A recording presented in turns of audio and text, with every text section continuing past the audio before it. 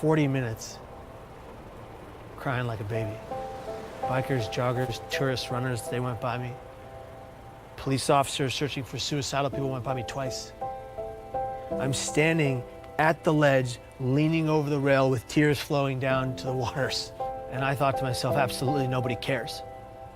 And then the voice in my head said, jump now, and I did.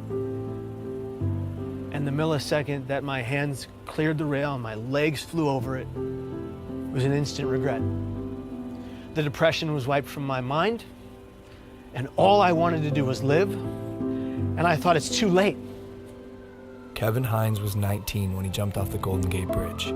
He is one of the many incredible people that I've been grateful to meet over the past 3 weeks as I aim to further understand the complexities surrounding suicide. And I know I've made mistakes. I know I've let people down. But what happens when you're given an opportunity to help make a difference in the world? The backlash against the social media star. Very popular guy called Logan Paul is in some hot He's water. a complete and utter insensitive idiot. Taking a break from daily vlogging. Even he says his latest content was his biggest mistake. I want to apologize to the victim and his family. It's time to learn from the past as I get better and grow as a human being. I'm here to have a hard conversation so that those who are suffering can have easier ones. So I've never been so humbled in my life by a single event. Were you kind of shocked by it? I was shocked to discover just how big this is. You've never known anybody that killed themselves? No one. And that was part of the problem. It's just my ignorance on the subject. But in Ohio, where you come from, it's the second leading cause of death. And I know while I'm not able to solve the problem by myself, I want to be a part of the solution. And that solution began across the country in New York City.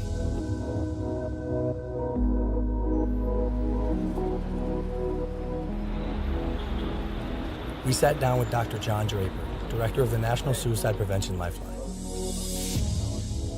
We have to change the conversation publicly from just focusing on suicide and how something bad is happening and say, well, what do we do about it? Help people understand that the first thing they need to do is reach out and talk to somebody when they're feeling in despair. Because you're not alone with it anymore. They've done studies with people who are experiencing any kind of pain, including hanging off a cliff. You can hold on a lot longer if somebody is right there with you.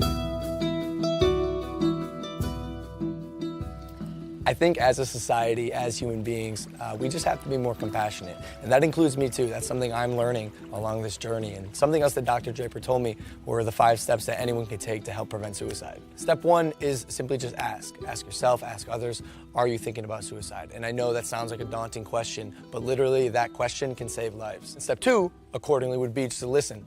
Be present. Don't make any judgments. And then step 3 would be there for them, even after you've already asked, because dependability is key. Step 4 is then help them connect, whether it's with a friend, a family member, a local suicide hotline, therapist, but help them reach out to someone so they don't have to deal with this alone. Lastly, step 5 is just check in on them, show them that you care. Call them up, say, hey, I want to make sure you're okay. Can I check in with you over the next few days?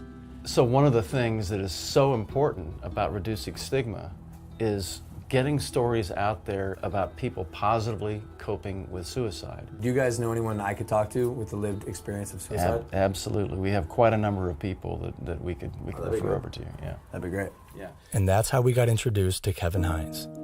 17 years ago, Kevin jumped off of the Golden Gate Bridge and survived.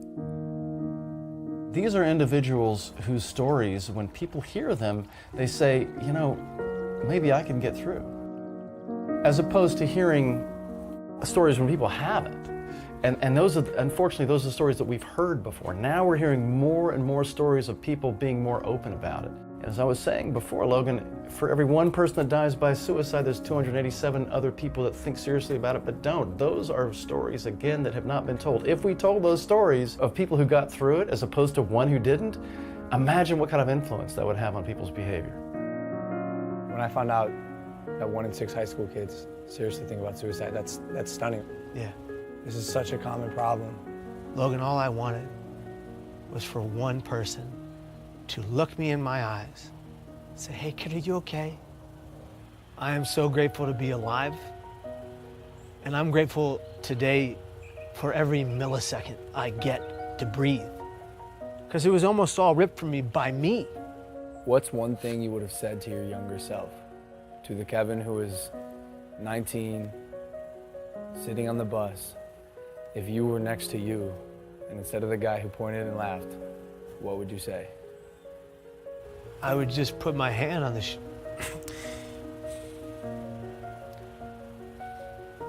I would just put my hand on my shoulder and I would just say, I'm here for you. I got you.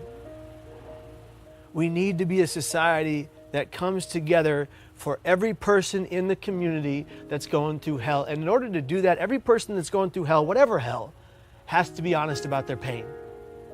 And if they're going to be honest about their pain, we are going to collectively answer the call and be there for that individual. Because if you don't see beauty in the next person you meet, you're not looking hard enough. You're incredible, dude. This is an honor for me.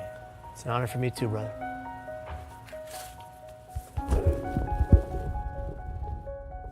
From this point on, I want to make an effort to contribute and immerse myself in the conversation, so I'm pledging to donate $1 million to various suicide prevention organizations, with the first $250,000 going immediately to the National Suicide Prevention Lifeline so they can increase their capacity to help those in need. For anyone watching, I want you to know you are not alone, and most of the time, crisis passes. So if you or anyone you know feels alone or trapped, I encourage anyone to call or even text the suicide or crisis hotline. Both of those numbers are below, and although this is a tough conversation, it's important because things can and will get better. It's time to start a new chapter in my life as I continue to educate both myself and others on suicide. I'm humbled and thankful to say, this is just the beginning.